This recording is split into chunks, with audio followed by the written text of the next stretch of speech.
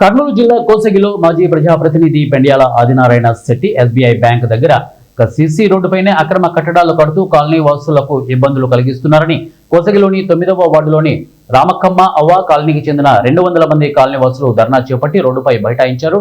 ఈ సందర్భంగా రామక్కమ్మ అవ్వ కాలనీ పెద్దలు బండి నాగరాజు, గుండెత్త రామయ్య, మారెప్ప, కేవి నాగరాజు, తిక్కయ్య, సంజీవయ్య, నరసింహులు తదితరులు మాట్లాడుతూ పెండ్యాల ఆదినారాయణ శెట్టి అనే వ్యక్తి సీసీ రోడ్డుపైన అక్రమ కట్టడాలు కట్టడమే కాకుండా ప్రభుత్వ పంచాయతీకి సంబంధించిన బోర్ కబ్జా చేసి తన ఇంటిలో వేసుకున్నాడని అన్నారు.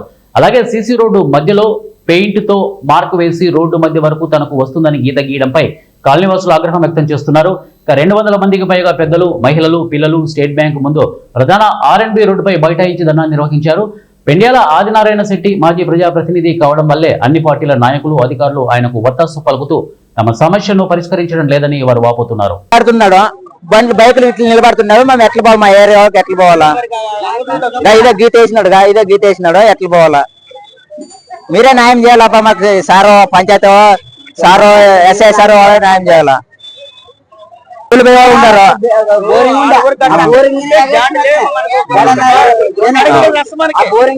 పంచాయతీ బోర్ ఉండదు. చెప్పు ఇల్లేదు ఆ బోరింగ్ ఎగేసిన పెడితే బోరింగ్ అది మొన్న బోర్ ఎక్కించే నన్ను ఫిబ్రవరి పెట్టిస్తానని కేసి చెప్పేది. అదే పంచాయతీ ఉంది, షట్టర్ వేసుకున్నాడు, బోరింగ్ లోపలికి చేసుకున్నాడు. మరి ఇంకా ఆటి వరకు వస్తాడబ్బా, బీదవాడు ఉండాలా లేదా ఏరియాలోనా లేదా కూలి పోయేవాడు ఉంటారు అంతా. 2 కిలోమీటర్లు ఊరుంది ఇక్కడ, 2 కిలోమీటర్లు ఉంది ఇక్కడ ఊరు. జనాలు ఎట్లా తిరగలాడాలా, ఎంత ట్రాఫిక్ లో రేకులు ఉంది, జ్యూస్ అంగట్లు పెట్టినారు, ఇట్లా పెట్టినారు. ట్రాక్టర్లు ఆటోలు కూడా అది బైకులకి బ్యాంక్ వచ్చిన వల్ల రసికిడుస్తున్నారు.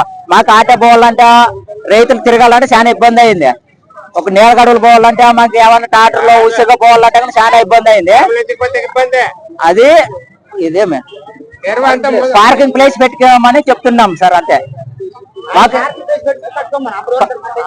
కట్టేయలేదు. రోడ్డుకి వేసినాడు సార్, అతనే నడి రోడ్డుకి అద్దని వేసినాడు.